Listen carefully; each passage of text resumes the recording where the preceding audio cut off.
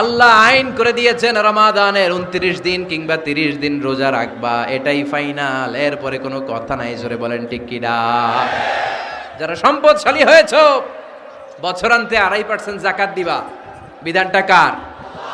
এটাই ফাইনাল। এরপরে কোনো কথা আছে? তার মানে আল্লাহ আল্লাহ রাসূল যেটা দিয়েছে এটাই ফাইনাল, এটাই সর্বোৎকৃষ্ট।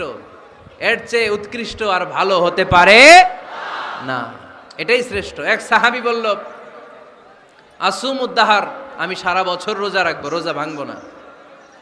আরেক সাহাবী বলল, আ'তাজিলুন নিসা, আমি আমার বউয়ের কাছে যাব না, আজীবন বৈরাগ্য জীবন যাপন করব।